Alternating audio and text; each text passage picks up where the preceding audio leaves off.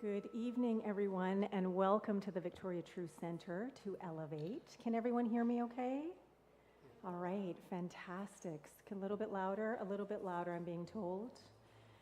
All right, so I'm just going to invite everyone to settle into your space. If you haven't already turned off your devices or put them on airplane or do not disturb mode, I invite you to do so now. And then let us all just begin to settle, to arrive in each now moment, allowing ourselves the opportunity to let go of everything that has come before, let go of any concerns or to-do lists for the future, and simply allow ourselves to become more fully present in our breath, in our bodies, in this space we're in.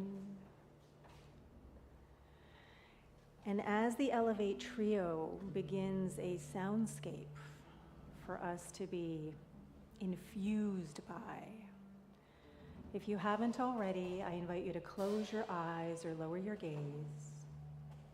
Whatever it is that feels comfortable, whatever it is that feels supportive and nourishing, whatever it is that allows you to let go of any visual distractions vying for your attention. And so as we continue arriving in each now moment,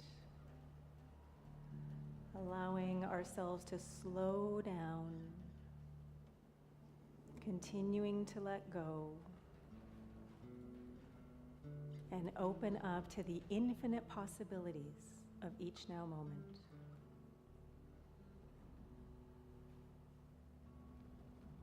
And so I now gently invite you to shift your attention to the breath, noticing how it moves in and out through your nostrils, in and out through your lungs. Perhaps noticing the rise and fall of your belly or your chest, and simply allowing yourself to settle into this rhythm of in and out, in and out, in and out.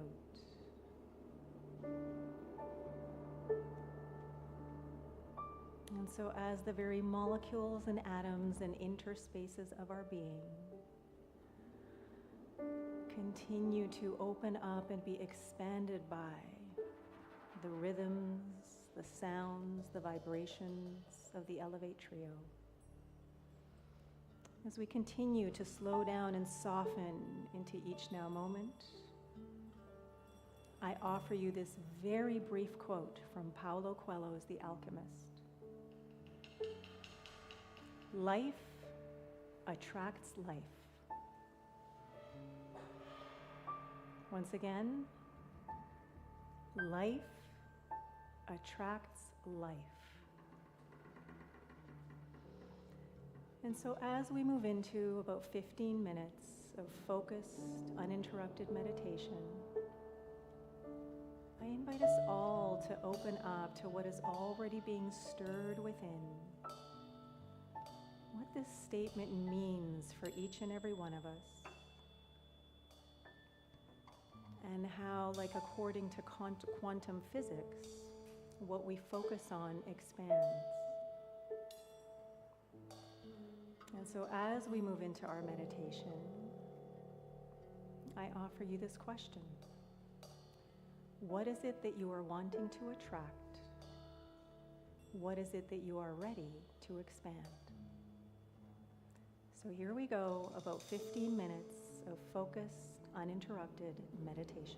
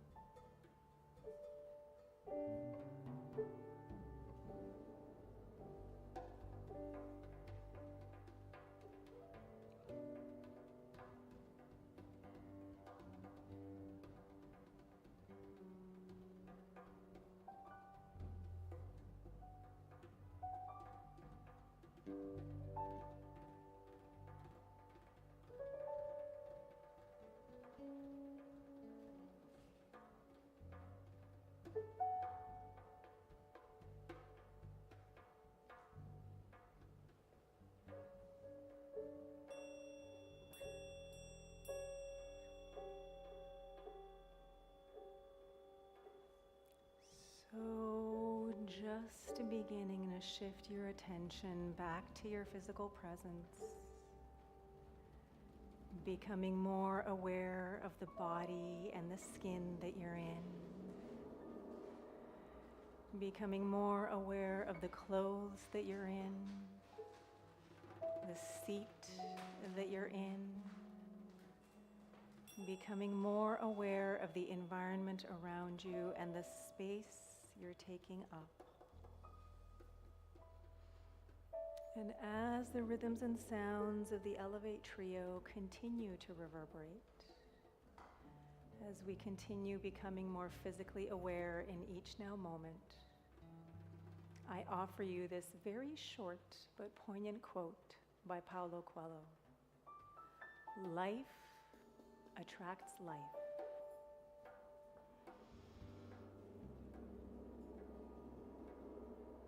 And so as we move through the rest of our time together tonight, through the coming hours, days, and weeks ahead, I invite you to notice, what does life attracts life mean for you?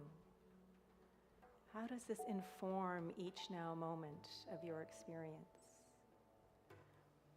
And if life attracts life, what is it that you would like to attract more of into your experience? So now, if comfortable, I invite you to plant both feet firmly on the ground. I invite you to lengthen your spine. Feel free to stand if you wish.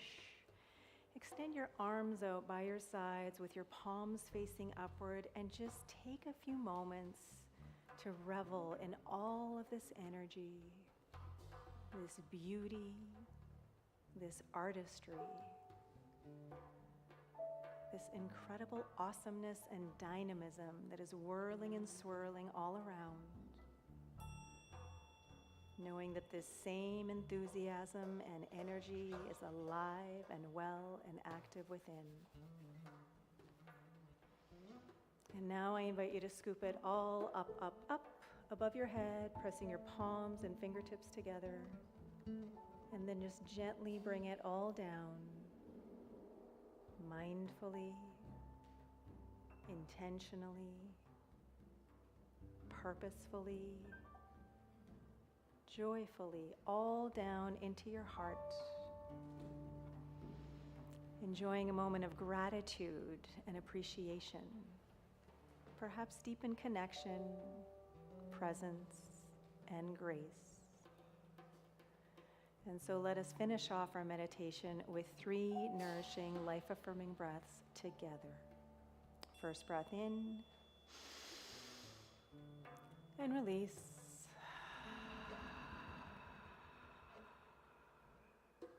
Returning back to your regular breath.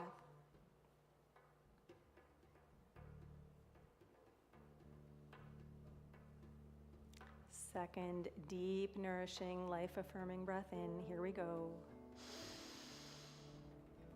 And release with a sigh. Returning back to your original breath.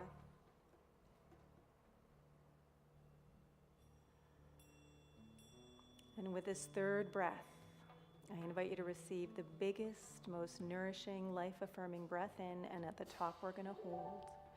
Here we go, breathing in, and at the top hold, taking in an extra sip if you can, and just notice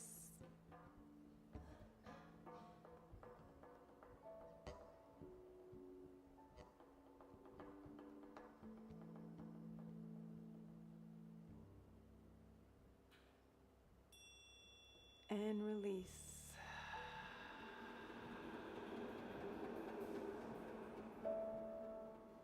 Returning back to your natural breath.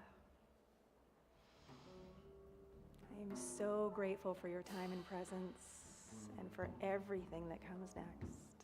Namaste. So as the Elevate Trio continues to gift us with all of these rhythms and sounds as they transition into something a little bit more lively, I invite you to stand up and maybe become more acquainted with the room, with your body. Just move around a little bit.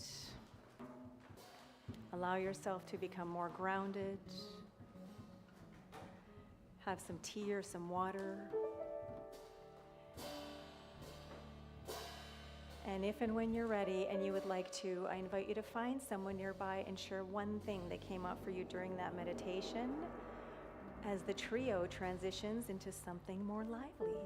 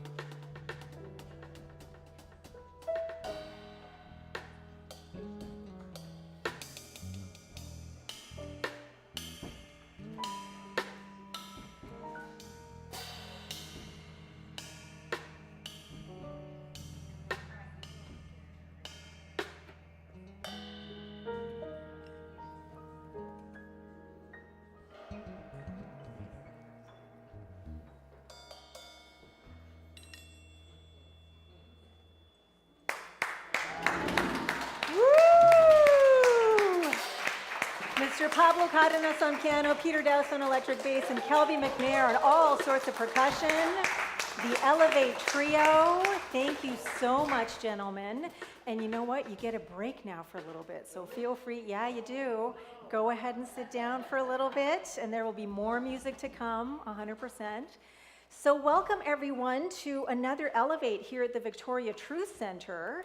My name is Lasia, and I'm saying that from the front of the room because there are a lot of people here for the first time on a Thursday. Some of you we've seen on a Friday night, some of you are here for the first time, and some of you who are here for the first time actually brought a friend with you, which is so super cool. So there are a few people that I would like to welcome, and for those of us who are regular elevators, let's all welcome these people who have come to VTC. So we have Anya, who is sitting with Melody over there. We have Peggy, who is right in front here. We have Sherry and Janie in the back, who were with us on Friday night last week. We have Melody, who's sitting with Anya. And then we have Karen and Sheila, who are right here. It's like, we like to sit in front, so they came right to the front row. So can we welcome them the VTC way, please? We love you, we appreciate you, and we're so glad you're here. Thank you. So however you got to us, thank you for being with us in person. Thank you for tuning in online, those people who are tuning in online. I think we have Cheryl tuning in online. Hi, Cheryl. Hi, Cheryl from Stephanie. You can probably see her there. And Dax is probably joining us too, and a few other people. If you are tuning in online, write a little note so we know that you're with us, okay? We can include you into what's happening in the room. So where are we? We are here at the Victoria Truth Center, a place where we come together to basically do this, to live life lovingly. And one of the things that we have every single month is a theme to anchor us in showing up more and more as the love we truly are. Being that love, experiencing that love, offering, sharing it, receiving it, all of that stuff. And so our theme for this month is commitment, and the affirmation to go with is I commit to creating life intentionally and to living life purposefully every moment of every day. And so for some of you, a lot of you, you are hearing this for the very first time, and I just invite you to open up to whatever it is that is being stirred within you. Just notice. There's no right, there's no wrong, there's no way that you're supposed to feel, but just notice, what does this statement mean to you? How is it informing this now moment right here, right now? And what it does for us as a community, it is something that we get to embrace, and that way we become more intentional about life. So normally we would have a share at this time by someone in the community, and we have time for one. If there was someone who has something that they would like to share about commitment or about this affirmation and what it is doing right now in the body or in the soul. And so there's a mic that I have here at the ready. If there is someone who would like to offer something into community right here, right now. I feel like Stephanie's ready to, yeah, I see a hand going up. Yeah, there you go. I'm Stephanie. As I read this tonight and listened, for me, it's about creating life intentionally with my body. And so most of you who know me, I had a stroke 7 months ago, and what has been really amazing is the gift that it has given me to pay attention and listen to my body more with intention and purpose. And as I do that every day, I heal. And I don't know what the future holds, and I just have now, and I get to celebrate that with love, like toward myself. So I just wanted to share that because it's very much about where I'm at and committing to living intentionally, and so I just wanted to share. Thank you for listening. Thank you, Stephanie. And so this affirmation is really just an invitation for all of us to notice if we can be more intentional with our life, in our relationships, with our experiences, and especially with our choices. And so the reason that this theme is so great for this month is because here at Elevate, one of the components that we have in our spiritual salon is we have a book that we're following. And so with all the new people here, I'm wondering who here is familiar with Paulo Coelho's The Alchemist? All right, a few of the new people, okay. And I know that there's some people who have been coming for a while who have your books and you're reading along. And we're actually quite far along in this book right now. And so let's see, before I go to the book, what I actually want to talk about for just a few moments is, has anyone here read the book, The Big Leap by Gay Hendricks? Okay, so in that book, which is a really great book, he talks about the 4 zones of competence. And I've talked about this before from the front of the room, so if you've heard this because you've been there before, then maybe this is familiar to you. But it's a great reminder because this totally links up to where we are in the book right now. So the 4 zones of competence are incompetence, and this is basically where you don't know how to do something, you have no affinity for it, you're not interested in it, and this is a place where we just don't want to be in our life. But sometimes we end up getting stuck there for whatever reasons, and we have to try and make do, but it's pretty much a frustrating place to be. Then there's the zone of competence, and this is the area where we know how to do something, we might even be really good at it, but it's not something that makes our heart sing. It's something that actually drains us because it's not in alignment with whatever our gifts and talents are to share. And then there's the zone of excellence. And the zone of excellence sounds pretty great because this is an area where you are kind of tuning into what it is you're good at. You are successful, life feels good, and it's a place that feels like I could just hang out here forever because this is actually pretty good and it's pretty easy. But as we're going to hear in this part of The Alchemist, the zone of excellence is not necessarily where you want to stay because there's this place called the zone of genius. And the zone of genius is what we really want to work towards because that is when we are in full alignment as that infinite potentiality of who and what we are. And that is when we are just in the flow of life. We are showing up as love. We are showing up as creativity. We are showing up as whatever it is that is ours to do in only the ways that we can do it. So, back to the book.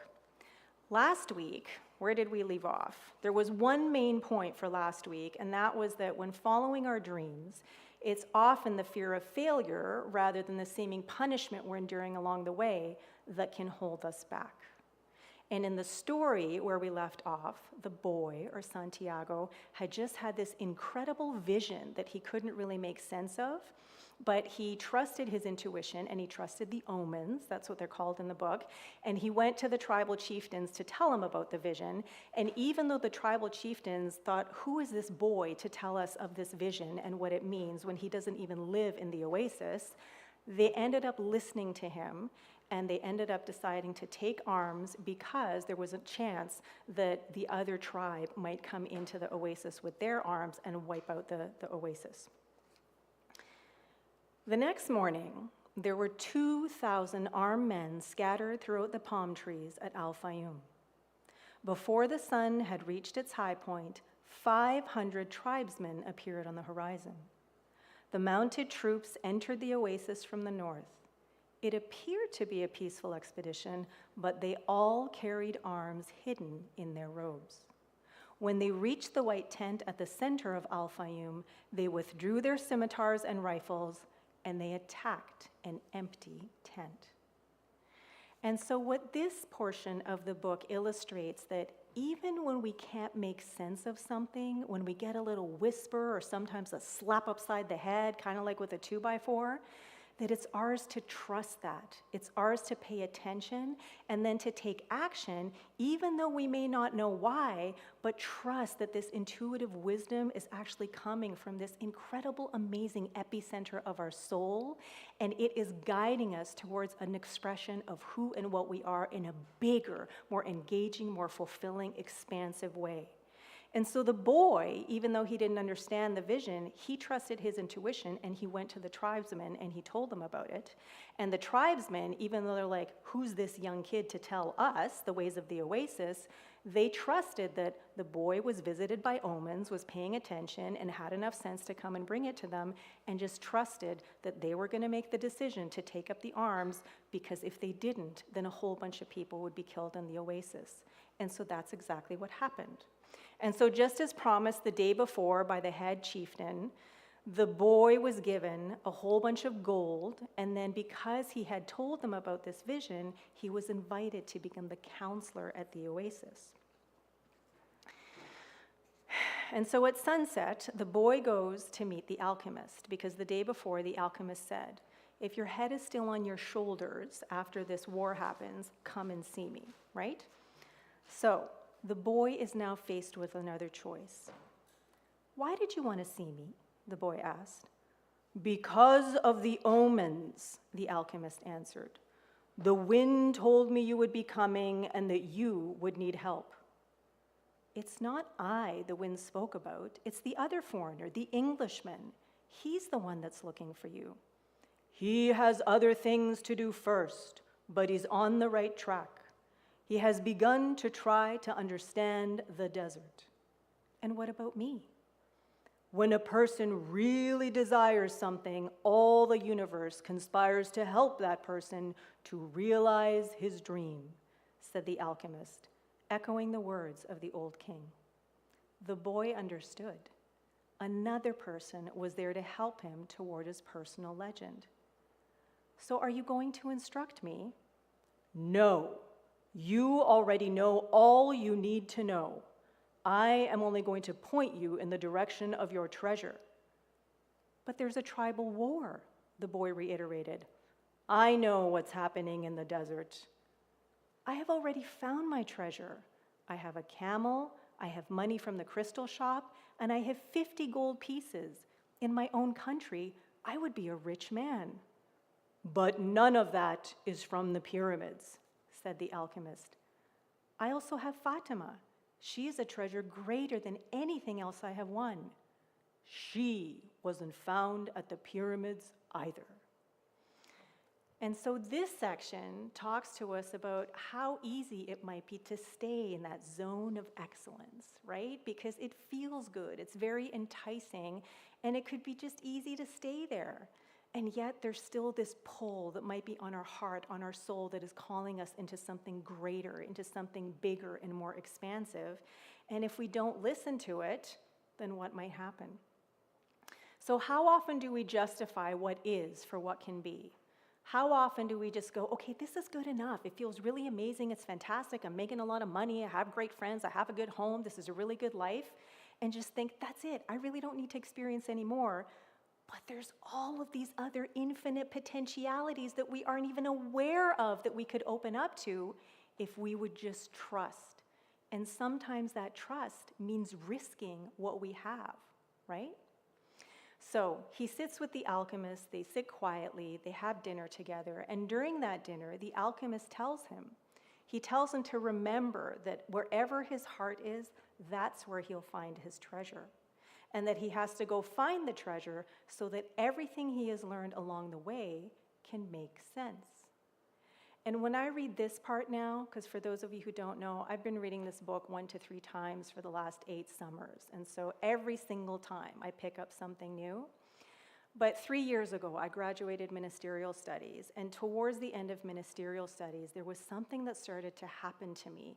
This massive shift, this just sort of letting go, like physically, emotionally, mentally, of all this stuff that I didn't want to take with me across the finish line of ministerial studies.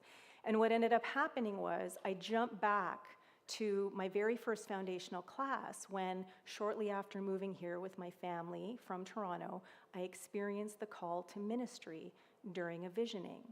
It was a complete surprise, but it was the first visioning I'd ever done, and the thing that we were asked was, what is my purpose in life? And then just had to open up to what that was. And for me, what I heard and what I felt was to love. That's it, to love. And then a few more questions, and then the last question, what is the best way that I could fulfill my purpose? To become a minister. What? Didn't understand it then, but then fast forward 7 years with a journey to ministerial studies and to graduating and becoming a minister, which was completely different than several times along the way, and I'm like, this is what's going to happen. This is who I'm going to study with. This is where I'm going to study. This is what it's, all of these plans and, ideas that I had, almost none of them materialized, and they turned out differently. And then towards the end, as I had a final talk that I had to give in Los Angeles, as I had a thesis that I was writing, as I had an 8-hour exam that I had to study for, and we were still in class with assignments every single week, the talk that I had to give just kept coming through and through and through. And finally, one day, there was this massive aha about that message for my purpose that I heard 7 years ago. And I realized either I wasn't ready or I didn't hear the entire message at the time. But the actual message was not just to love, it was to love me. And the way that I could learn to do that was to become a minister. So it wasn't actually the being the minister part that was the important part. It was the entire journey along the way, and every single thing I learned, every person I met, every experience I had, that was the success of the journey. So, back to the book. The next day, the alchemist and the boy set off into the desert together, and the alchemist tests the boy once again. And he says, "Find me life in the desert." And the boy is thinking, well, I don't know how to do that. But he doesn't want to say anything because he doesn't want to look stupid. And so he's thinking about it, and the alchemist just said, "Life attracts life." And so the boy, trusting that even though he doesn't know exactly how to do it, that he has his horse, which is life, is going to be attracted to life in the desert, he just allows his horse to guide him. And sure enough, the horse comes upon a space in the desert where there's a hole. The alchemist reaches in there, struggles with something, yanks out this cobra, bit all over his arms and whatever, but that's okay. He's the alchemist. He's 200 years old. He's got all the potions and everything to make him heal from whatever snake bites he may have at any time. And so he drops the snake on the ground. The boy is startled, but he draws a circle around the snake, which immediately calms and contains the snake. And then they keep talking. And the boy says, "You know what? I think I'm going to stay in the oasis." And then the alchemist tells him, "If you stay in the oasis, this is what's going to happen. The first year, you're going to be blissfully happy. You and Fatima are going to get married, you're going to be a counselor at the oasis, and you are going to love life," okay? He's in his zone of excellence, right? Year 2, you're going to continue to excel, but every now and then, the omens are going to remind you of this treasure that you never went to follow, this personal legend that you didn't fulfill. You're going to do your best to not listen to those omens thinking, life is really great, I don't need anything else, I have fulfilled my personal legend. And then by year 3, the omens are going to be so unrelenting, they're going to be deafening. You can only pay attention, but he's going to keep shoving them aside because it's easier to stay where he is rather than it is to risk everything that he has to go and do this thing that is the unknown. Fatima will see him be unhappy. He's never going to blame her because he loves her, but things aren't going to sit well anymore. And then by year 4, the alchemist says the omens are going to abandon the boy. But really, the omens are there, just the boy isn't paying attention, so he's not going to hear or be able to tune into them anymore, right? Because he can't tune into the omens, or isn't, he's choosing, even unconsciously, to not tune into the omens, he's going to lose his counseling position at the oasis. But it's okay, because by now he has amassed so much material wealth that he can retire wealthy, and that's all right.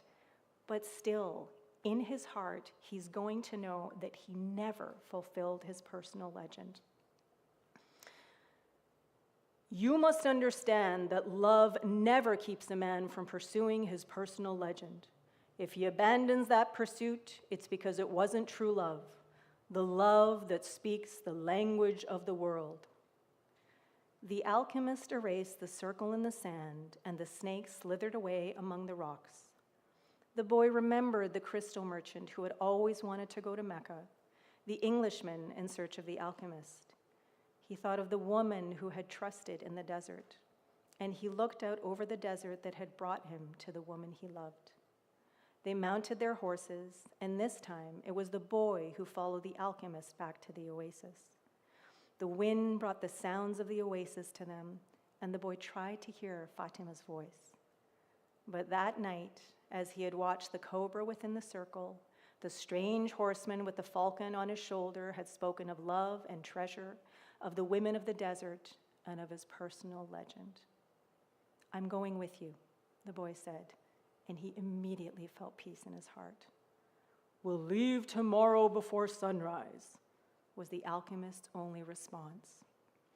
And so the title of my talk today is The Hidden Cost of Excellence. So the whole point of this section in the book, and the whole point of commitment really to living our life intentionally and purposefully every moment of every day, is that we can hang out in the zone of excellence because it feels good, it feels successful, it feels easy. It might feel like I have arrived and there's nothing more for me to do, but it can also keep us feeling stuck and playing small. And so what our work to do is to listen to trust, and to act upon our intuition. Those divine intuitive hits that come from within, sometimes as quiet as a whisper, and sometimes slap upside the head, right? Because as we do that, we become equal to more. And as we become equal to more, we consciously choose to risk everything that we have been, everything that we have experienced, everything that we have amassed up until now, for greater opportunities to support us in living in our zone of genius and fulfilling our personal legend. Thank you, and so it is.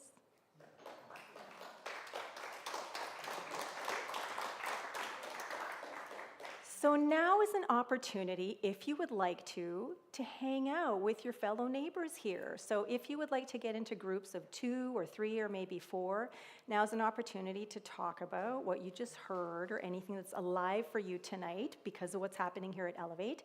If you would rather not, that is totally okay. There's an interactive table over there you can check out. You can go outside for a little bit of fresh air, get some more tea, but either way, I will ding the meditation bowl in about 10 minutes when it's time to come back, and then we're going to have more music with the Elevate Trio. Thank you.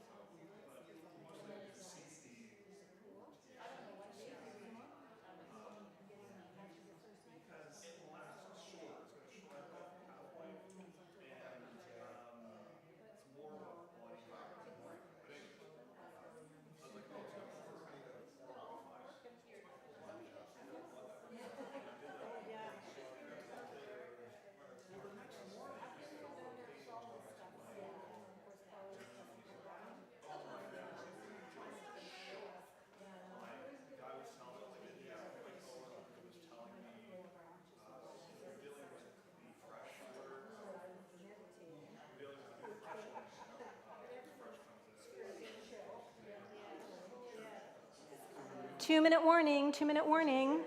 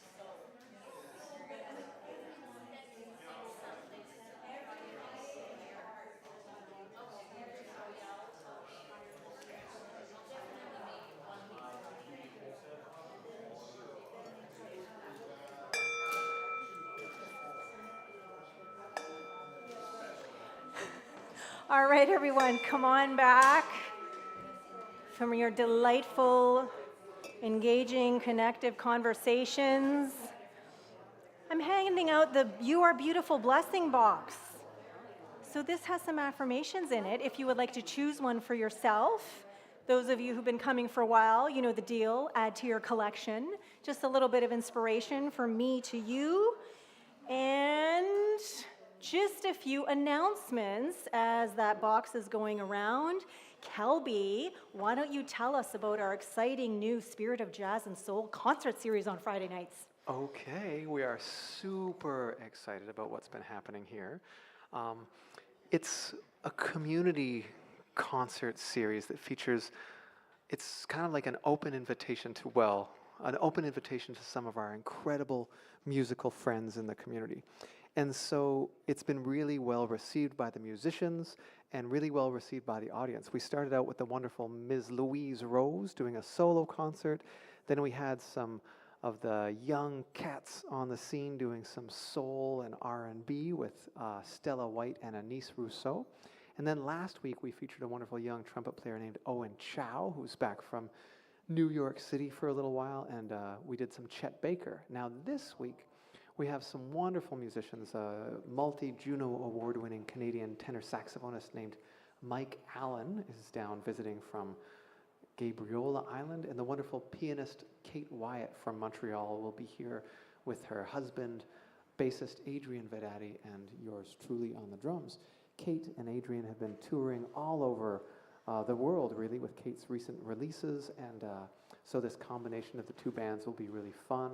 There'll be some standards, there'll be some really beautiful original Canadian music tomorrow night. It should be a lot of fun. Amazing. And who here has been to a Friday night so far? Look at these hands going up. Look, and we have repeat people coming from Friday to Friday. So thank you for joining us and supporting our Victoria musicians who aren't able to play at Herman's right now. All the donations from Friday night go to the artists. All right? Okay, so what else is happening at VTC? There are little tent cards on the tables. If you're sitting at a table, you can always just check out what's going on there, scan the QR code, go to the events page on our website, and you'll get all the information about every event. But because it's coming up next weekend, next Saturday, 9D Transformational Breathwork, every third Saturday of the month here with me, an incredible opportunity to let go of trapped trauma in the body, in the psyche, just through the power of your own conscious, intentional breath. So if you're interested, there are spots available. Just come and talk to me.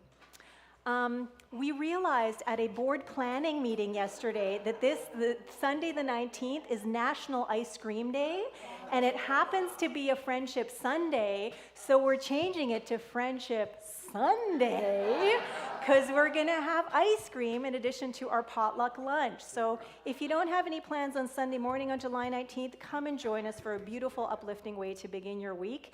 And it's an incredible time to gather and build community together, especially with ice cream this time. Okay, for those of you who are members, I highly encourage you to come to this very short and engaging VTC orientation workshop. If you're curious about VTC, you're welcome to come to. It is free for all. It's just 75 minutes long, and it's just a way to get to know a little bit more about the New Thought movement, a little bit more about who VTC is, and the way that we are building community in the world. Speaking of building community, we have something called the Spirit of Giving Challenge happening. And so what I'm going to do right now is I'm going to hand out the Abundance Bowl. If you would like to make a contribution to tonight, to keep this kind of programming and other programming going, then I invite you to do so. And I invite you to be intentional about what you're putting in here. I'm putting in my tithe because I'm inspired every single week by the Elevate Trio, by our community, and what happens as we gather for our spiritual salon. There are many different ways to offer something. If you are not putting something in, then I invite you to at least put in an intention for abundance, for prosperity, and for more community. So, speaking of community, our Spirit of Giving Challenge is basically you give because you're inspired by VTC, and then once a month, every month, we choose someone at Elevate, we choose someone at Celebrate on Sundays, and that person, those people get to decide where VTC donates to, what charitable organization the following month. And then we go and give that check or those checks to that organization, and then we invite them to come and talk at our Friendship Sunday and tell us about the good work that they're doing in the world.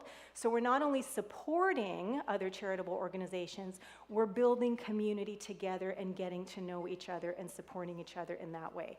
So the more often you give, doesn't matter how much you give, but the more often and consistently you give, the more opportunities there are for your name to be drawn, okay? So that is our Spirit of Giving Challenge. So please give generously. It is within us to be as generous of spirit as we can. And as that Abundance Bowl is going around, we're going to hear some more music by the Elevate Trio. Thank you.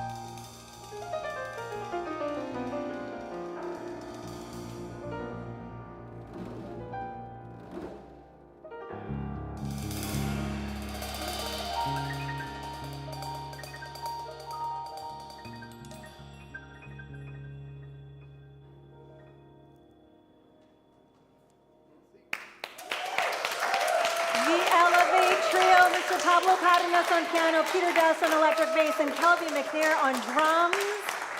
Woo! Fantastic, thank you. And you know what, Pablo, why don't you tell us what that was that you just played? The song is called El Loro from Egberto Gismonti. He's a Brazilian composer. Beautiful. Thank you so much. Every week, the Elevate Trio is with us. What a gift and a blessing every single week. What's that? Oh, you were going to play Spain for like the 11th time. It's a running joke here. Okay, so this is another Elevate, almost done. Can we thank you? The next slide, yeah, next one is sure the lyrics. Yeah, okay, I'm going to switch mics. So thank you for being with us today at Elevate here at the Victoria True Center. Thank you for being with us with the Elevate Trio. Gentlemen, always such an incredible, amazing opportunity to tune in to Source just through music, through community as we come here together, whether in person or online. And before we go, I want to thank again Pablo, Peter, and Kelby, our Elevate Trio. Let's give them a hand. I want to thank Isabel and Danny on tech in the back, with my beloved Glenn Sheridan Mahoney also chiming in there every now and then. Thank you to Denise. Where is she? Right there. Greeter and setup person extraordinaire. Thank you. Who are the board members here tonight? Oh, that would be Stephanie and I. And Denise, right. So the three of us, thank you for the ways that we serve. And thank you to all of the volunteers. Thank you to our super amazing admin support specialist, Leslie, who also has a super awesome voice and is going to be up on the stage more often. And thank you to everyone who is here. So again, whether you joined us in person or online, we are so glad you're here. And now you guys get to be the artists and musicians. So I'm going to invite you to stand up if you want. We're going to sing our closing tune together. It's a really lovely tune with a really lovely message by Jason Mraz and a whole bunch of other people, and it is called Look for the Good.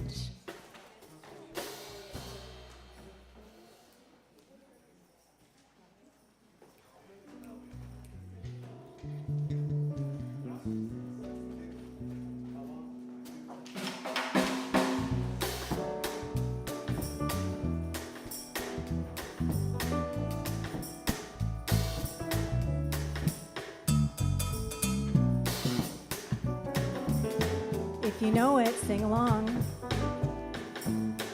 Here we go. Look for the good in everything. Look for the people who will set your soul free. Always seems impossible until it's done. Look for the good in everyone. People done gone crazy. People done gone mad. People done forgot the superpowers they all have. We were born to love, not hate. We can decide our fate. And look for the good in everyone and celebrate all our mistakes if there's a silver lining. Still have to find it, find it, find it. Look for the good in everything. Look for the people who will set your soul free. Always seems impossible until it's done. Look for the good in everyone. Everyone needs sunshine. Everyone needs rain. Everyone is carrying around some kind of pain. See who you are. You're just like me. I see you're searching for a purpose, guided by a dream. I see who you are. I'm just like you. I get lost sometimes and I forget I came here to do. I keep on trying, keep on trying. It gets frightening. Look for the good in everything. Look for the people who will set your soul free. Always seems impossible until it's done. Look for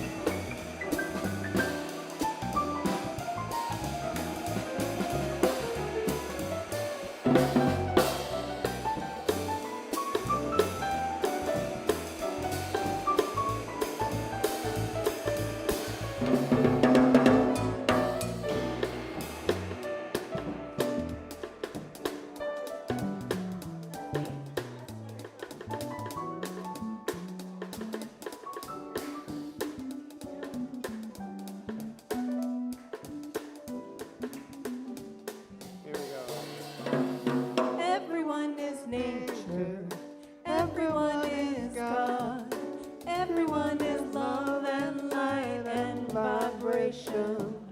Look for the good, look for the good. Everyone gets mad sometimes, maybe they should. Look for the good, look for the good. Yeah, look out for all your heroes in your neighborhood. Look for the good, look for the good. Life would sure be sweeter, everybody would. Look for the good in everything. Look for the people who will set your soul free. It always seems impossible until it's done. Look for the good, look for the good, look for the good in everyone.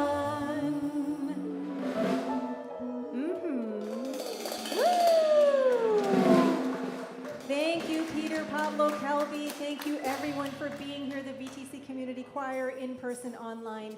We love you. We appreciate you. We're so glad you're here.